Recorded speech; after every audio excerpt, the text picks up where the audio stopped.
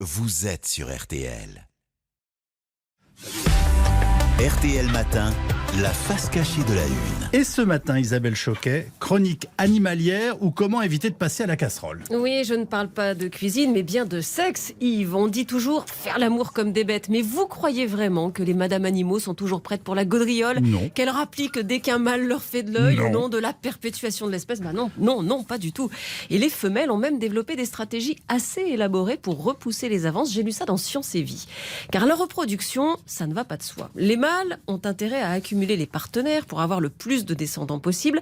Les femelles, elles, sont plutôt en quête du meilleur partenaire et une fois fécondées, elles n'ont pas forcément envie de s'accoupler encore et encore. C'est fatigant tout ça.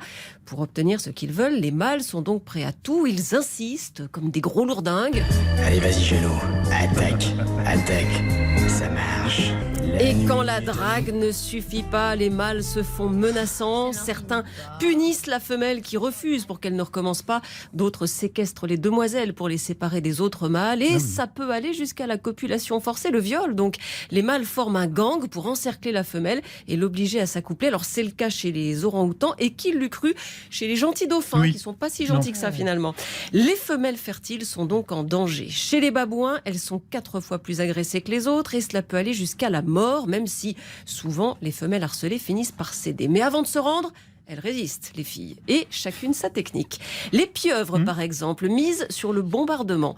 Avec leurs tentacules, elles retiennent du limon, des algues ou même des coquillages, puis elles orientent le siphon pour expulser de l'eau et elles lancent le matos, parfois sur d'autres femelles, mais le plus souvent sur les mâles qui insistent. C'est assez curieux parce qu'il y a très peu d'animaux qui jettent des objets comme ça sur leur propre espèce. Autre technique, faire le mort, ou plutôt la morte. C'est la stratégie de la libellule. Elle se laisse tomber au sol comme une pierre, et ça marche, hein. Les mâles survolent le lieu du crash, et là... Plus personne, et ils repartent complètement grugés. Enfin, c'est une technique parmi d'autres parce que la libellule a plus d'un tour dans son sac. Elle peut aussi perturber la copulation. Elle casse l'ambiance, en fait. Précisons que chez les libellules, c'est un peu acrobatique. Ça se passe en plein vol, donc on est vite déstabilisé quand même. Chez le guppy, ce petit poisson d'eau douce d'Amérique du Sud, les femelles s'entourent de copines plus attractives, celles qui libèrent des phéromones de fertilité, donc elles détournent l'attention. Les copines, c'est aussi un rempart pour les éléphantes de mer. Elles fonctionnent en harem et du coup, quand un mâle est trop agressif, elles appellent à l'aide. Le groupe fait bloc. Chez les papillons, les demoiselles utilisent carrément une phéromone anti-aphrodisiaque, un truc qui les rend repoussantes. Et du côté des coquillages, j'adore Madame Bigorneau qui brouille les pistes. Elle masque son genre en produisant un mucus à l'odeur masculine. Les mâles Bigorneau passent 2 fois plus de temps à trouver les femelles que dans les autres espèces. Ah bah oui, là aussi ils cherchent, hein.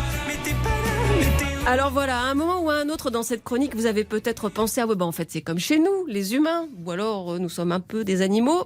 Admettons, mais je vous rappelle quand même que nous sommes censés être évolués. Quand les femelles disent non, c'est un article à lire dans Science et Vie. Merci infiniment, vous nous avez passionnés une fois de plus, Isabelle Choquet. À demain matin. À demain.